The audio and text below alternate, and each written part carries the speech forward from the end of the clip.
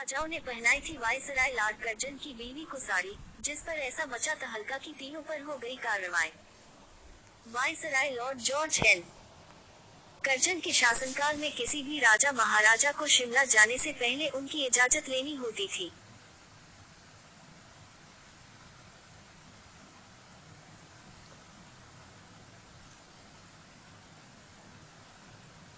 आप जानते हैं कि इसके पीछे वजह क्या थी?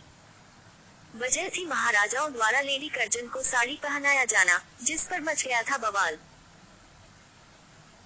ब्रितानी हुकूमत में अंग्रेज हुक्मरान देसी राजाओं को भोग विलासी, जरूरत से ज्यादा पैसा उड़ाने वाले, अनावश्यक अमीरी का प्रदर्शन करने वाले, सनकी और औट बात समझते थे।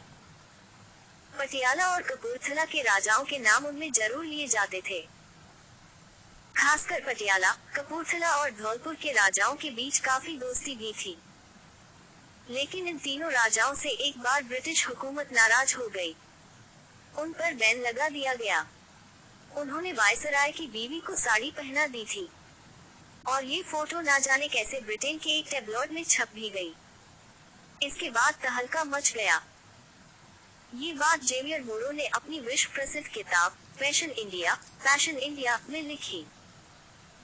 किताब में उन्होंने लिखा कि अंग्रेज कपूरथला के राजा जगतजीत सिंह को औट बात समझते थे, लेकिन पटियाला के राजा राजेंद्र सिंह तो उनसे भी कई कदम आगे थे। वो तो 11 साल की उम्र से ही सेक्स और मौजमस्ती में गहरी दिलचस्पी लेने लगे थे। उन्हें और उनके चचेरे भाई धौलपुर नरेश को अंग्रेज अफसर जंगली और सनकी गुंडा कहते थे। इन राजाओं की शानो शौकत ही अलग थी। बार बार गुप्त रिपोर्ट में उनकी शिकायत की जाती थी, लेकिन इसके बाद भी ये तीनों राजा ब्रिटिश साम्राज्यवाद में स्वीकृत भी थे। उन्हें अभिजात माना जाता था। इन राजाओं की पार्टियां शानो शौकत से भरपूर होती थी।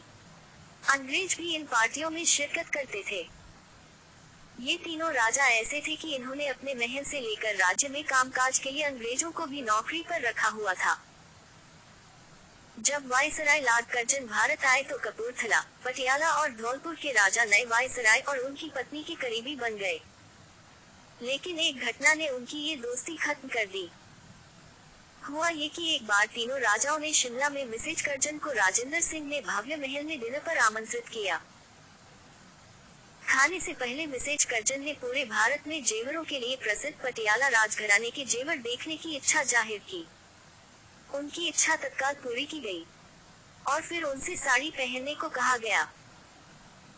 श्रीमती कर्जन ने मोतियों का कीमती हार, जिसका लॉर्ड कंपनी ने लाखों का बीमा कर रखा था, और दुर्लभ नीले हीरो से जड़ा मुकुट पहना। ये सभी पटियाला राज्य की धरोहर माने जाते थे।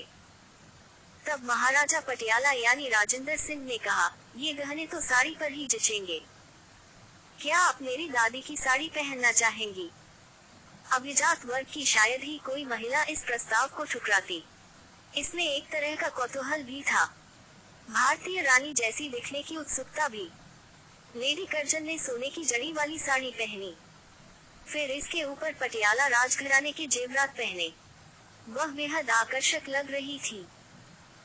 इस पल को यादगार बनाने के लिए उन तीनों युवा राजाओं ने प्रस्ताव रखा कि क्यों ना इसकी एक तस्वीर ली जाए। संयोग से वहां उस समय प्रसिद्ध फोटोग्राफर लाला दीनदयाल भी बतौर मेहमान मौजूद थे। उन्होंने यादगार फोटो खींची। ये उन तीनों राजाओं का दुर्भाग्य था कि ये तस्वीर ब्रिटेन के एक टैबलॉइड अखबार में छप गई। ब्रिटेन के लोगों के लिए भारतीय रानी की पोशाक में वायसराय की बीवी की फोटो ने तहलका मचा दिया। इसे लेकर लॉर्ड कर्जन से पूछताछ भी हुई।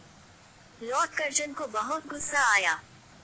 उसने इन तीनों राजाओं के शिमला में घुसने पर पाबंदी लगा दी। दूसरे राजाओं से भी कह दिया गया कि अब वो शिमला तभी आ पाएंगे जब इसके लिए अनुमति ले। पटियाला के महाराजा राजेंद्र सिंह को ये बात बहुत नागवार गुजरी कि अंग्रेज कैसे उन पर ये पाबंदी लगा सकते हैं। कर्जन के रवैये से आहत होकर उन्होंने शिमला से 60 किलोमीटर दूर चैल नामक गांव में अपनी ग्रीष्मकालीन राजधानी बनाई। समुद्र तल से 3000 मीटर की ऊंचाई पर स्थित ये जगह अब देश के सबसे प्रसिद्ध हिल स्टेशन में तब्दील हो चुका है। राजा ने वहां दुनिया की सबसे ऊंची क्रिकेट पिच बनाई, जहां ब्रिटिश, ऑस्ट्रेलियाई और भारतीय क्रिकेटर आकर क्रिकेट का आनंद लेते थे। यहाँ से कैलाश ग्लेशियर और हिमालय की चोटियों का आकर्षक दृश्य नजर आता है। तो इस तरह चैल के बारे में जब चर्चा चले तो ये जरूर जान ले कि ये ऐसा हिल स्टेशन है जो एक भारतीय राजा ने वायसराय से नाराज होकर बनवाया था। कपूरथला के महाराजा जगतजीत सिंह ने शिमला से 100 किलोमीटर दूर मसूरी में शानदार हवेली बनवाई।